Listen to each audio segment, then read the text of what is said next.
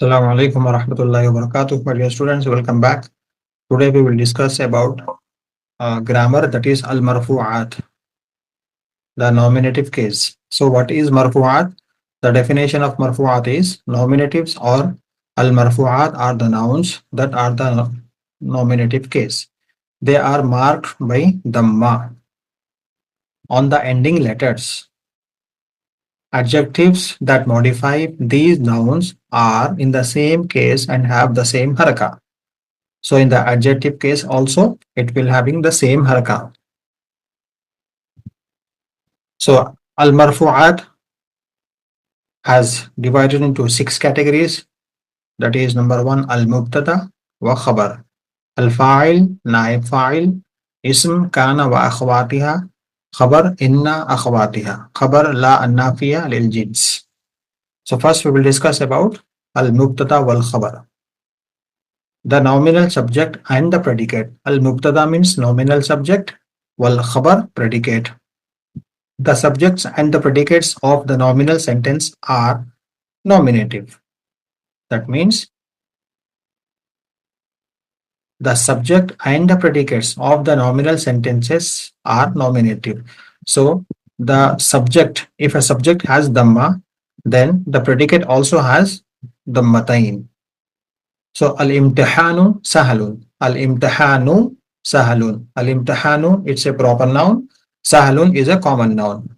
So in this example, al-imtihanu has dhamma, that is in nominative marfu. Sahalun is tanween, that is dhammatain. It is also in nominative case. Come to the second example, al-madrasatu kabiratun. Al-madrasatu kabiratun. So the first one is al-mubtada, second one is al-khabar, subject and predicate.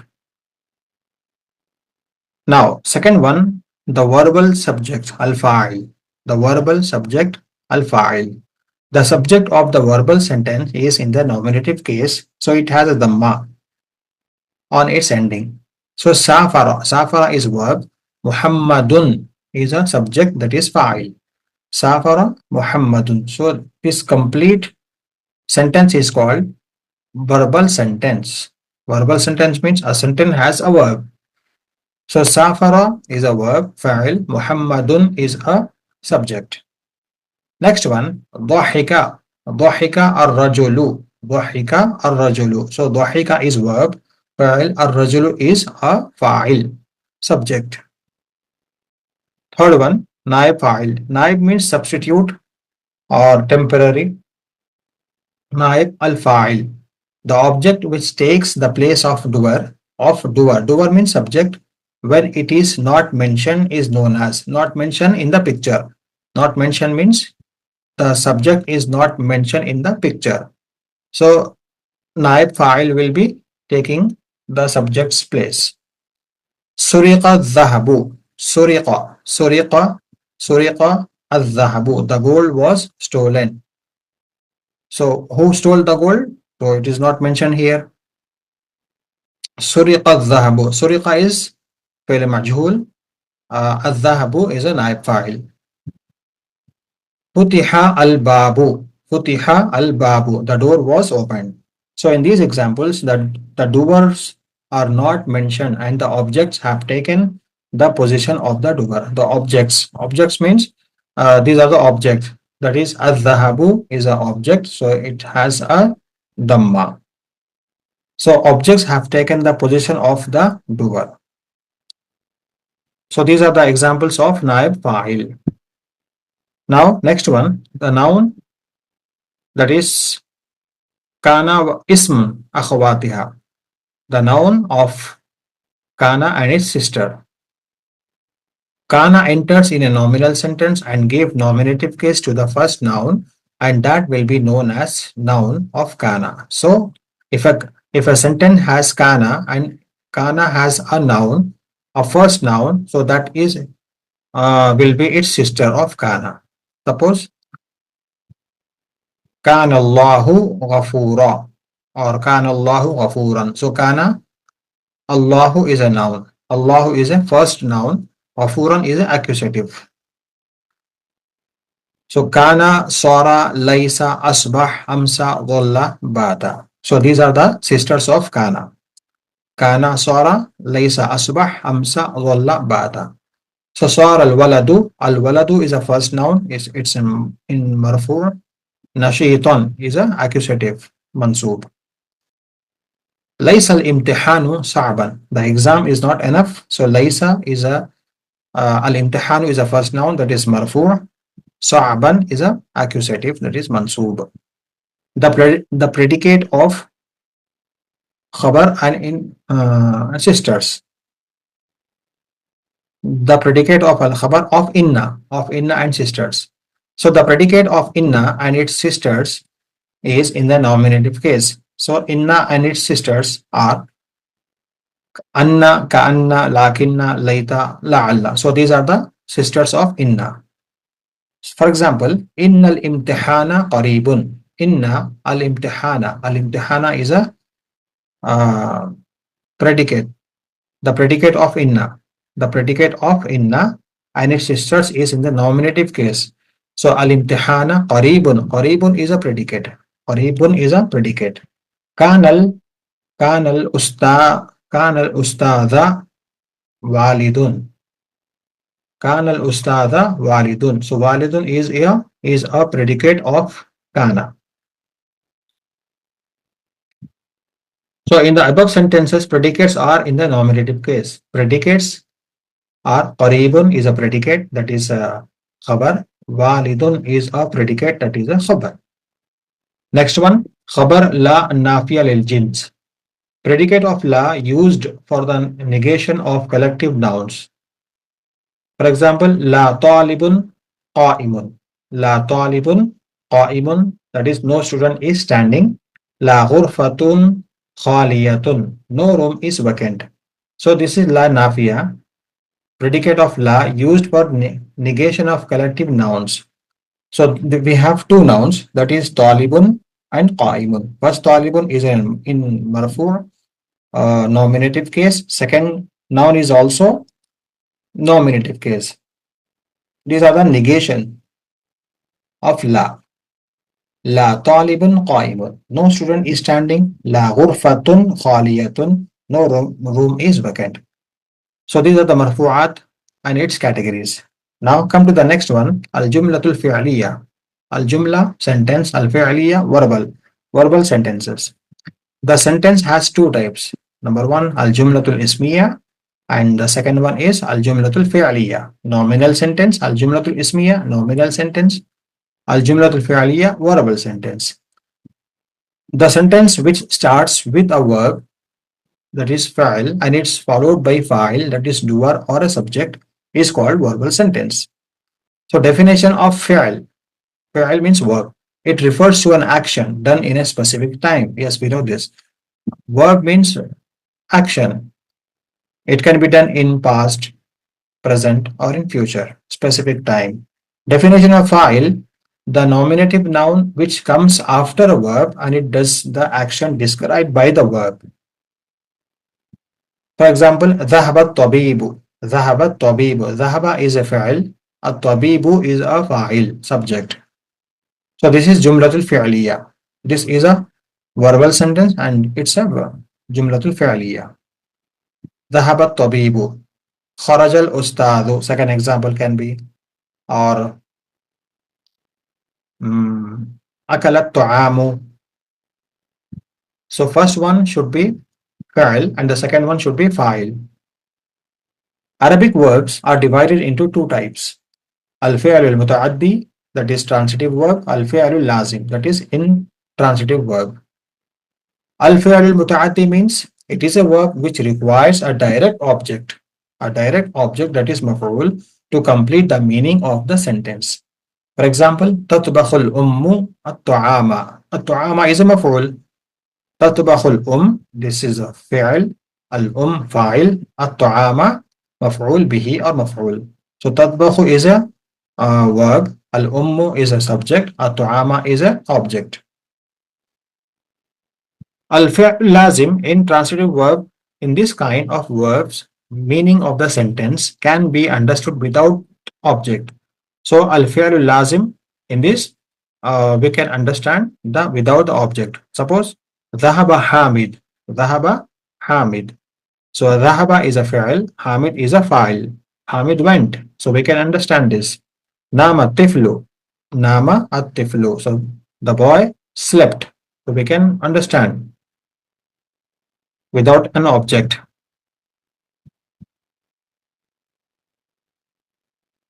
In the verbal and the nominal sentence, the doer should agree with verb in gender.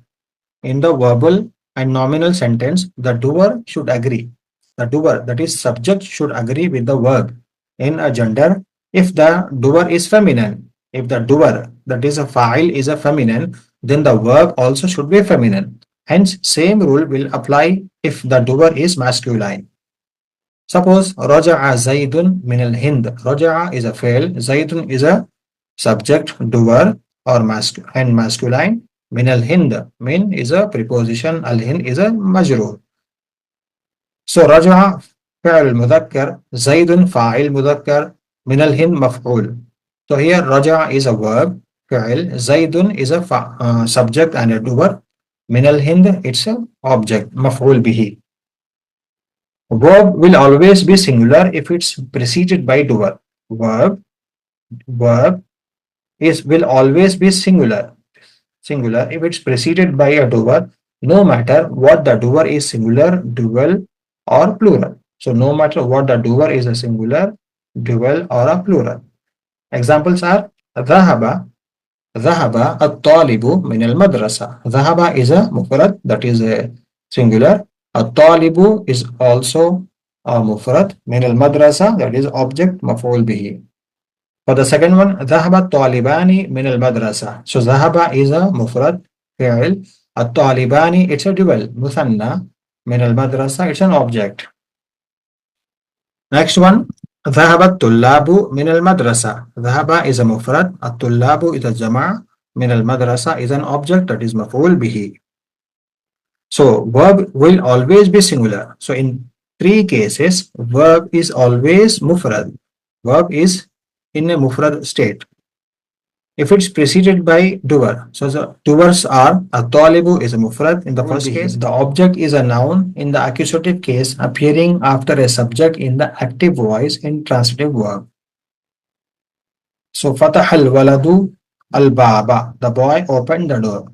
So the object is a noun in the accusative case, appearing after a subject. After a subject, al waladu is a subject, fataha is a verb in transitive verb. So we can understand the sentence easily. In above mentioned sentence, the underlined words are maf'ul bihi. So al baba is a maf'ul bihi. It's an object.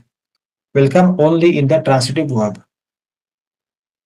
Next, al maf'ul mutlaq. Maf'ul mutlaq is a noun derived from the same root of the verb appearing after it in the accusative case and is used to give intensity to the action of the verb. It's give ta'keed. So la'ibal waladu la'ban. So la'iba is a verb, al waladu is a subject, la'ban is a maf'ul bihi or maf'ul mutlaq.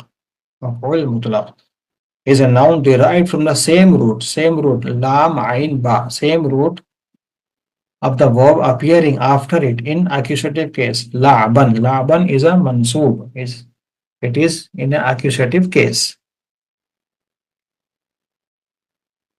So in the above mentioned sentence, the underlined word is maf'ul mutlaq and it is mansoob.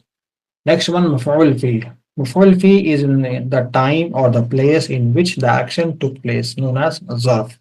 That is adverb of time and place. So dakhaltu fil madrasati sabahan. Sabahan is a mansoob, it's a time. Ana safartu shahran. I traveled a month. So shahran. Ana safartu shahran. I traveled a month. So in this, the above mentioned sentence, the underlined words are adverbs. Shahran is adverb. Sabahan is a adverb. And all adverb of time will be mansoob.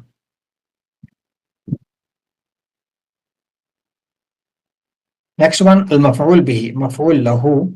is a noun in accusative case in which examples explains the reason for the occurrence of the action. قمت احتراما للأستاذ. قمت احتراما للأستاذ. So مفعول له is a noun in accusative case which explains the reason for the occurrence of the actions. احتراما. So this is the reason to respect. قمت احتراما للأستاذ. I stood in order to respect the teacher. Next, يسافر الطلاب إلى أوروبا طلبا للعلم. يسافر الطلاب. The students travel to Europe in search of knowledge. So Talaban is a reason to search of knowledge. So this is the maf'ul lahu. Next one, al maf'ul ma'ahu is used to indicate the association of something with the file. Association with the file to show the association of the former with the letter in the action, and waw will come before maf'ul ma'ahu, and waw will come before maf'ul ma'ahu, the associator. Next one, the examples are ذهبت أنا وزيدا. أنا وزيدا, associate.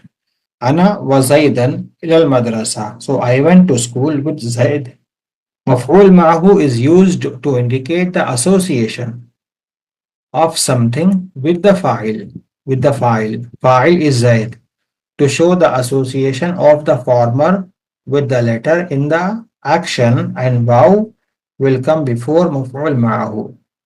So maf'ul ma'ahu is zaidan. Again, I will tell this. Al maf'ul ma'ahu is used to indicate the association of something with the fa'il. Fa'il zahabtu ana. Ana is also a fa'il.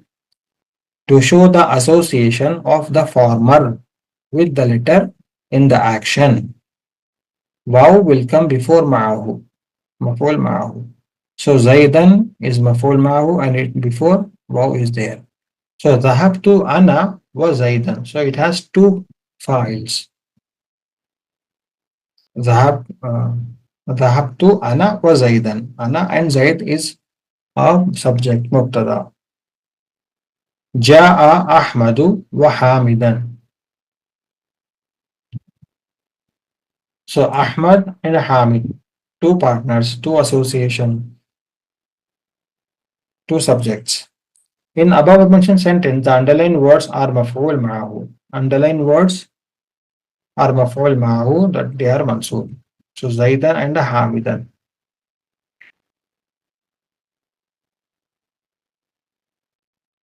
Dual will get nominative case, that is halatul rafa in nominative case with alif, and accusative halatul nasab, and genitive halatul jar with ya. Examples of nominative cases: halatul rafa in nominative case, la'ibal waladani with alif and accusative. So with alif. So before it was la'aba waladun. After adding alif and waladani, ittafaq الشريكان حضر المسافران. So the underlined words in all these examples are dual. They are in nominative case as they are duets. They are duets. Examples of accusative halatul nasab: alimtul waladaini. Alimtul waladaini. Waladaini, yanun is a example of dual. Next one, hadathtu ash-sharikaini. Hadathtu, I spoke to two partners. I treated two travelers. Alajtul musafiraini. Alajtul musafiraini. So the underlined words in all these examples are dual. Al-waladaini is dual. They are in the accusative case as they are objects. Yeah, no. Examples of genitive case: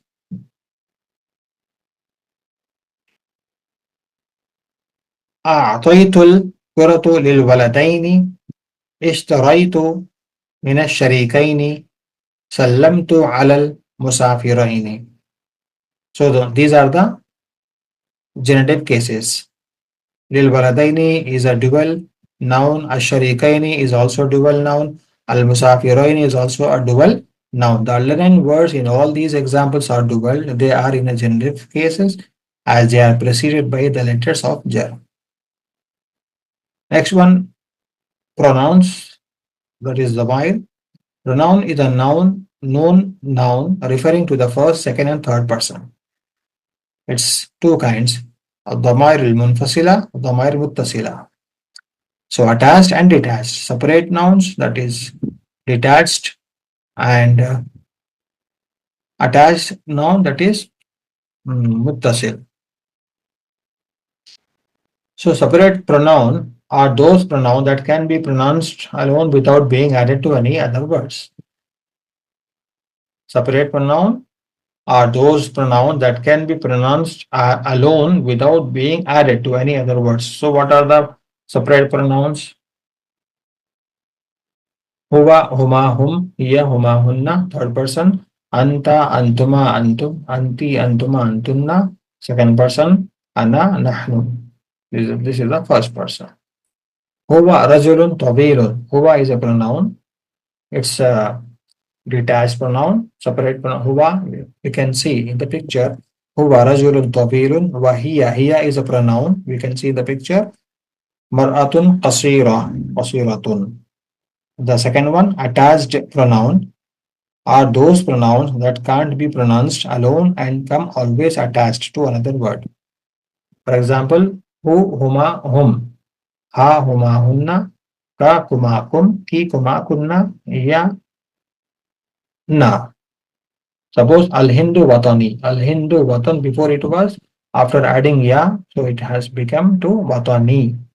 It's a attached pronoun. Al-Hindu watani. Akhuka. Ka is a attached pronoun. So that is why it is akh.